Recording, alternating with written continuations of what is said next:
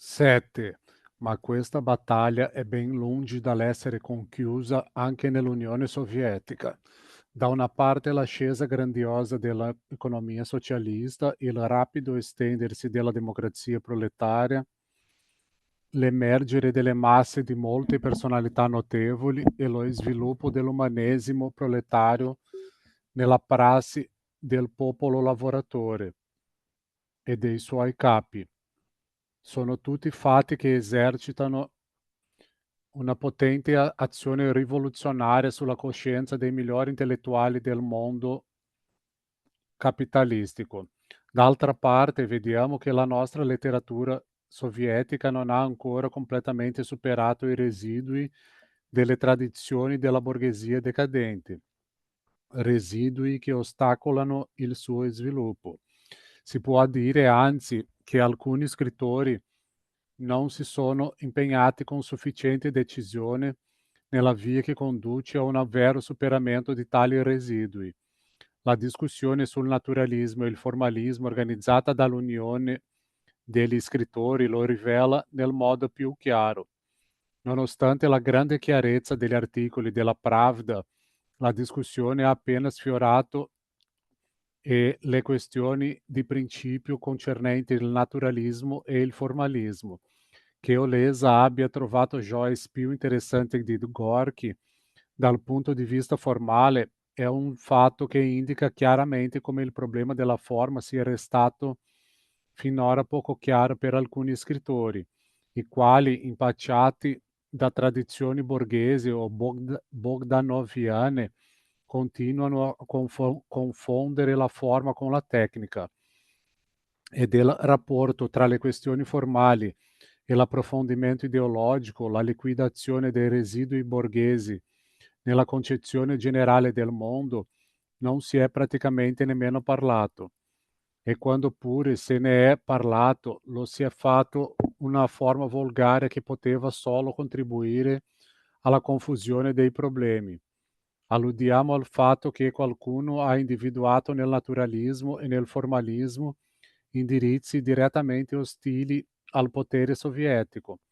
Possiamo dunque legittimamente porci la domanda se la critica che abbiamo mossa al metodo dell'osservazione pura e al predominio della descrizione nella letteratura borghese posteriore al 1848 concerne anche la letteratura sovietica. Per alcuni scrittori dobbiamo purtroppo rispondere in senso affermativo. Si pensi alla composizione della maggior parte dei nostri romanzi. Essi concernono per lo più un ambiente materiale sul modello naturalistico del romanzo documentario alla Zola e l'abbellimento con le conquiste ancor più moderne della tecnica più recente. Non cambia niente a questo fatto. Non mettono in primo piano vicende umane, rapporti tra uomini illustrati mediante le cose, ma danno monografie di un colcos, di una fabbrica, eccetera. Gli uomini costituiscono per lo più soltanto un accessorio, un materiale illustrativo che integra la situazione di fatto. Si intende che qui non agiscono soltanto le tradizioni naturalistiche. Abbiamo già avuto occasione di indicare in precedenza che il naturalismo si trasforma necessariamente in tendenze formalistiche, simbolismo. Possiamo aggiungere che le tendenze formalistiche sorte in opposizione al naturalismo assumono dal punto di vista ideologico la stessa posizione superficiale di fronte a tutti i problemi più importanti che è propria del naturalismo stesso. Il rapporto tra uomo e società, tra individuo e collettività nell'espressionismo e nel futurismo è almeno altrettanto deformato, astratto, feticistico che nel naturalismo.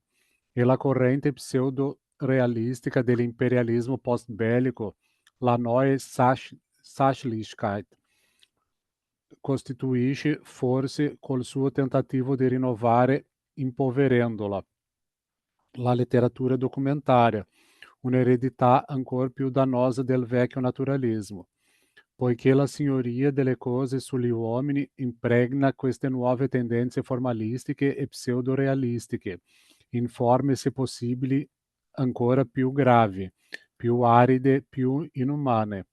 Alcuni anni fa, per esempio, fu pubblicata una dichiarazione di principi che, per la sua sincerità, ci può dare una preziosa conferma.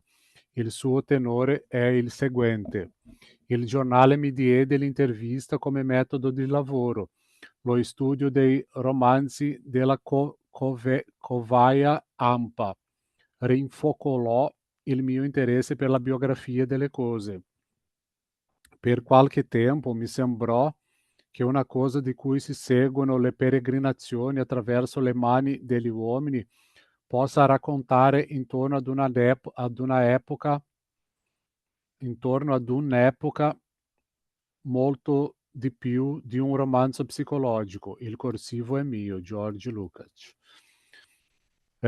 Naturalmente questa teoria della biografia delle cose viene di rado proclamata così apertamente e attuata in modo così grossolanamente feticistico come in questo caso. Ci troviamo però di fronte alla formulazione estrema di una tendenza generale, perché l'unità compositiva di taluni romanzi russi è data proprio dalla biografia di un complesso materiale di cose, cui gli uomini servono soltanto da materiale illustrativo, donde la monotonia della composizione di tali romanzi si è appena cominciato a leggerli, che già si sa come andranno a finire. In una fabbrica ci sono dei sabotatori e vi succedono terribili pasticci, ma alla fine la cellula del partito o la GPU scoprono il nido dei sabotatori e la produzione rifiorisce. Oppure il Colcos non lavora bene a causa del sabotaggio dei Kulak, ma l'operaio mandato a fare un sopralluogo riesce ad eliminarlo e allora assistiamo all'ascesa del Colcos. Si intende che tutti questi erano temi caratteristici di una data tappa dello sviluppo sociale e non c'è assolutamente nulla da obiettare al fatto che siano stati trattati da moltissimi scrittori, ma è indizio di un basso livello di cultura letteraria che alcuni scrittori confondano una più o meno giusta formulazione sociale del tema con l'invenzione di un intreccio. Il vero lavoro letterario, quello dell'invenzione e della composizione, avrebbe dovuto cominciare al punto in cui questi scrittori ritengono la loro opera già letterariamente compiuta. Questa confusione del tema con l'intreccio, o per meglio dire, questa sostituzione dell'intreccio con una completa descrizione oggettiva di tutte le cose che rientrano nel tema, è una parte essenziale del bagaglio del naturalismo. L'importanza dell'intreccio non consiste in primo luogo nel fatto che esso è vario e ricco di sorprese e di colori. Queste qualità proprie di un buon intreccio dipendono piuttosto dal fatto che solo col suo soccorso è possibile rendere plasticamente vivi i tratti umani, individuali e tipici di un personaggio, mentre la monotonia connaturata all'esposizione puramente descrittiva del tema non dà modo di rappresentare individualità concrete. La proteica multiformità, l'infinita ricchezza della vita non possono non andare perdute quando si rinuncia a rappresentare il complicato labirinto dei sentieri ritorti e sinuosi lungo i quali gli individui, consapevoli o inconsapevoli, volenti o nolenti, realizzano l'universale. Il tema nudo e crudo può indicare soltanto il cammino socialmente necessario, ma senza presentarlo come risultato dell'intersecarsi di un infinito numero di fatti accidentali. Nei romanzi sovietici questa necessità sociale del soggetto è sentita abbastanza chiaramente e linearmente, ragione di più perché gli scrittori non si arrestino alla mera formulazione del soggetto, ma inventino intrecci individuali. La mancanza di tali intrecci non è tanto dovuta a scarsi doti letterarie, quanto al fatto che gli scrittori, impegolati in false teorie e in false tradizioni, ne ignorano la necessità. La composizione di taluni nostri romanzi non è meno schematica di quella dei romanzi naturalistici della scuola zoliana, ma coi segni invertiti. Là si rivelava la nullità di un ambiente capitalistico, mostrando per esempio quale ignominia si celi dietro lo splendore della borsa o delle banche. In alcuni scrittori sovietici i segni sono invertiti. I rappresentanti dell'idea giusta, prima conculcati e messi in disparte, conseguono alla fine la vittoria, ma il cammino seguito è, in entrambi i casi, ugualmente astratto e schematico. L'idea storicamente e socialmente giusta non perviene ad un'espressione letteraria convincente. La mancanza di un intreccio individuale ha per effetto che gli uomini diventano pallide larve, poiché gli uomini acquistano una fisionomia e un profilo veramente umano solo quando noi li seguiamo nelle loro azioni, le quali non possono essere sostituite né da una minuta descrizione psicologica della loro vita intima né da una estesa descrizione sociologica di situazioni generali. E questo è ciò che cercano di fare tali romanzi. In essi gli uomini corrono su e giù eccitati, discutendo animatamente di cose di cui non si vede l'importanza per loro stessi, per le loro personali vicende. Oggettivamente, ben inteso, queste cose hanno la massima importanza, ma l'importanza oggettiva acquista una vita letteraria e può convincere e trascinare il lettore solo a patto che il rapporto tra queste cose e il personaggio che ci è divenuto familiare venga configurato in forma individuale, cioè mediante l'azione, mediante l'intreccio. Siccome questo non avviene, gli uomini diventano quasi senza eccezione figure episodiche inserite in quadri statici, affiorano e svaniscono senza che la loro apparizione o la loro scomparsa possano destare un vero interesse. Ancora una volta il lettore moderno domanderà: ma la realtà non è proprio così? Certi uomini vengono inviati in qualche posto e poi richiamati, arrivano delle delegazioni, si tengono sedute, eccetera. I rapporti umani descritti in quei romanzi corrispondono alla nostra realtà. Ilja Ehrenburg difende la dissoluzione della forma epica con argomenti quasi uguali a quelli addotti dai moderni formalisti occidentali. La vecchia forma classica non corrisponderebbe più al dinamismo della nuova vita.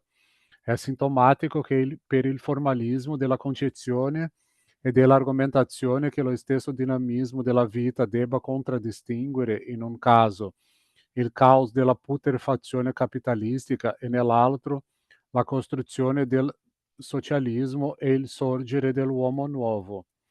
I classici, ha detto Ehrenburg al congresso degli scrittori tenuto a Mosca, descrivono forme di vita e personaggi consolidati.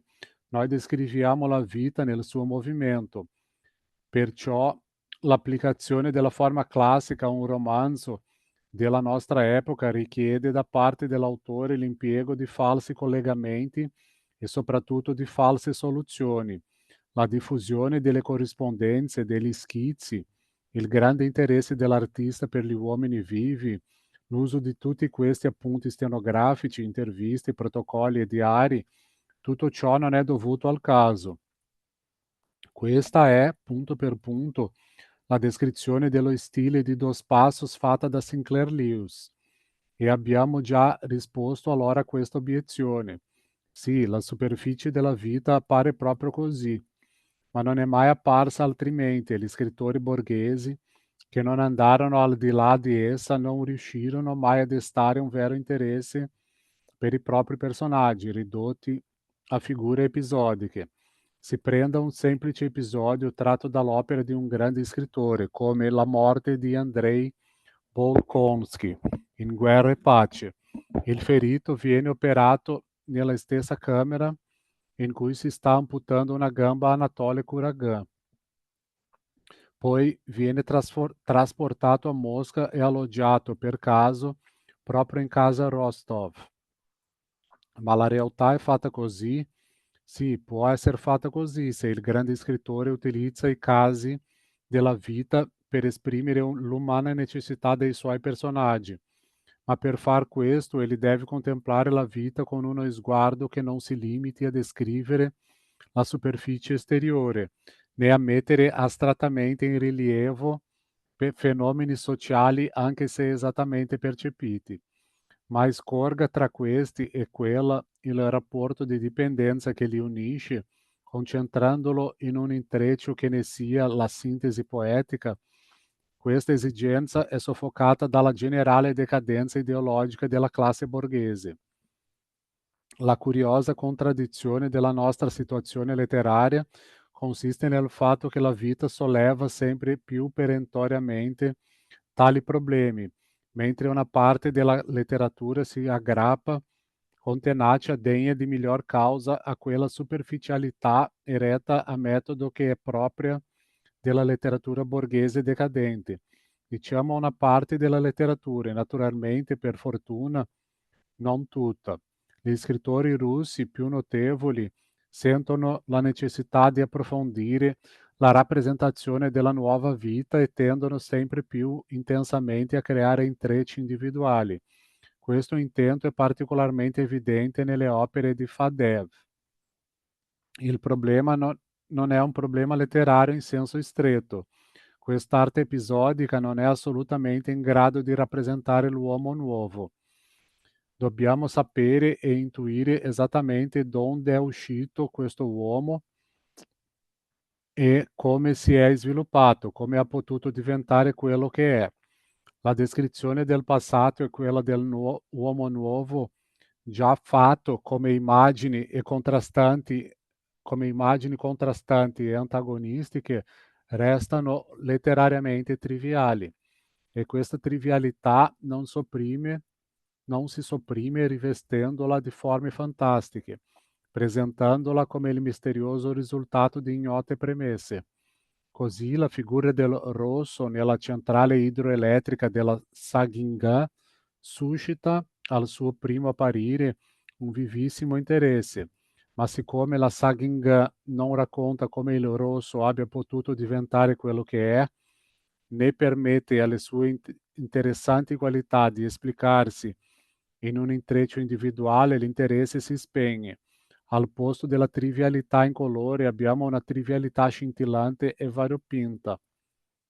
Molti scrittori sentono sempre più il bisogno di far conoscere la vita intima dei loro personaggi. Questo è senza dubbio un passo in avanti. Non bisogna tuttavia dimenticare che anche questa vita intima può diventare significativa in un romanzo solo in rapporto all'intreccio, come premessa, tappa o risultato di un'azione individuale, ma in sé e per sé la descrizione statica della vita intima non è natura morta, è natura morta, non meno della descrizione delle cose. Gladkov trascrive in energia il lungo diario di un personaggio, ma questo personaggio non svolge nessuna parte importante dell'azione, né prima né dopo. Rispetto all'azione, la conoscenza del diario non è quindi per nulla indispensabile al lettore. Esso resta un mero documento, una semplice descrizione di stati d'animo e non eleva nemmeno per un attimo il personaggio che lo tiene al di sopra del livello dell'episodio. Il metodo descrittivo priva questi romanzi di ogni tensione. La dialettica dello sviluppo sociale implica ovviamente che la conclusione sia già nota al lettore fin dal principio. Sappiamo già che, dal punto di vista della vera arte narrativa, ciò non costituirebbe alcun ostacolo ad un'efficace tensione, anzi potrebbe conferirle un carattere genuinamente epico, ma solo a condizione che la conclusione già nota fin dal principio vada a poco precisandosi nel corso di una serie di interessanti vicende umane, ora sembrando vicinissima, ora allontanandosi di nuovo e così via. Nel metodo descrittivo questa tensione non esiste. Da un punto di vista genericamente sociale, cioè letterariamente astratto, la conclusione è prestabilita, ma non vi sono linee direttive che guidino la trama a questa conclusione. Nelle varie tappe gli uomini si mostrano, in generale, impreparati e disorientati di fronte agli eventi, mentre la soluzione salta fuori improvvisamente. Le contraddizioni proprie del metodo descrittivo risaltano qui in modo evidente, soprattutto quando la descrizione viene fatta, come avviene in molti nostri scrittori, dal punto di vista del personaggio che agisce, perché allora abbiamo l'immagine di una situazione, di un complesso di cose e di uomini che vi si affaccendano intorno, i quali vengono descritti da un osservatore disorientato che non sa raccapezzarsi in tutte le questioni essenziali, che se invece gli oggetti vengono descritti oggettivamente, cioè dal punto di vista del tema generale, le descrizioni non hanno alcun intimo rapporto con le figure e le riducono ancor più a un livello episodico. Così l'uomo nuovo appare in tali romanzi non già come un dominatore delle cose, bensì come loro accessorio, come elemento umano di una natura morta, assurda a dimensioni monumentali. Qui il metodo descrittivo cade in contraddizione col fondamentale evento storico della nostra grande epoca. In tutti questi libri si afferma, ben inteso, che l'uomo è divenuto il dominatore delle cose e come tale egli viene effettivamente descritto. Ma dal punto di vista estetico questo non serve a nulla, perché il rapporto tra l'uomo e il mondo esterno e la forza del primo in lotta contro il secondo possono trovare espressione solo nella rappresentazione concreta di questa lotta. Se il conflitto tra necessità e libertà è raccontato secondo le vere norme epiche e appare in tutta la sua grandezza lo sforzo compiuto dagli uomini, allora anche i personaggi che soccombono acquistano una grande statura umana. Gli eroi di Balzac falliscono per lo più nel loro scontro con la vita e gli eroi della madre gorkiana sono seviziati e gettati in prigione. Tuttavia, essi dispiegano in una grande forza umana e nel caso della madre si dimostrano perfino capaci di dominare la vita, mentre la descrizione statica del dominio sulle cose finisce per dare alle cose sul piano artistico la preponderanza sugli uomini. Abbiamo detto che il naturalismo e il formalismo hanno rimpicciolito la realtà capitalistica, attenuandone l'orrore e facendolo apparire assai più banale di quanto effettivamente non sia. I residui del naturalismo e del formalismo, i metodi basati sull'osservazione e sulla descrizione, rimpiccioliscono ed esteriorizzano la più grande rivoluzione dell'umanità. Come gli scrittori borghesi si servono di tali metodi, così anche i russi sentono istintivamente con le loro descrizioni che le loro descrizioni mancano di un intimo significato e come quelli, nel tentativo di ovviare con mezzi artificiali puramente espressivi all'intima povertà degli uomini e degli eventi da essi descritti, ricorsero all'introduzione del simbolo, così fanno alcuni scrittori proletari. E qui potremo addurre parecchi esempi di falsa profondità, di trivialità retoricamente gonfiata, il che è tanto più triste quanto il caso si presenta spessissimo in scrittori che avrebbero senz'altro la capacità di conferire un intimo significato alle loro narrazioni. Proprio commisurato alla grandezza della realtà sovietica, il simbolo appare un povero surrogato dell'intima poesia. E proprio per questo tale mania va stirpata con la critica più intransigente. Si pensi per esempio alle innocue bacche che Ilenkov, nell'albero motore, trasforma in un simbolo del sangue, o alla personificazione del ruscello montano nella Saguinha, ma soprattutto alle ultime righe del nuovo romanzo di Gladkov. I figli cantavano sui pali con voci lontane, come se svanisse il leggero accordo di qualche oratorio incompiuto. Nelle vie di accesso, dietro le rupi, voci di donne e di uomini chiamavano e rispondevano. Erano forse manovratori degli scambi. Conduci il treno sul binario superiore, sul superiore. Sì, capisco, sul binario nuovo, quello che conduce all'argine. Sì, pensava Miron, guardando nell'alba azzurra, sì, sul nuovo binario. La vita prende sempre nuovi binari. È comprensibile, è addirittura tragico che uno Zola o un Ibsen, mossi dalla disperazione per l'intima nullità della vita capitalistica di tutti i giorni, che avrebbero dovuto descrivere, ricorressero all'aiuto dei simboli. Ma per scrittori la cui materia è la grandiosa realtà del socialismo, nessuna scusa è ammissibile. Tutti questi mezzi compositivi sono residui del capitalismo, ma i residui della coscienza tradiscono sempre l'esistenza di residui nell'essere. Già al congresso dei Komsomol, il modo di vivere degli scrittori fu sottoposto a una severa critica. Qui basterà chiederci se la tenace persistenza del tipo dell'osservatore non abbia per caso profonde radici nella vita stessa dello scrittore. Né si tratta qui soltanto del semplice individualismo, che si esprime in forme anarcoidi e tende all'isolamento. Anche il documento studiato ad hoc, l'atteggiamento da reporter di fronte ai problemi dell'epica, la descrizione da mandato di cattura delle figure, secondo la maniera zoliana, sono tutti fenomeni che rientrano sotto questa rubrica.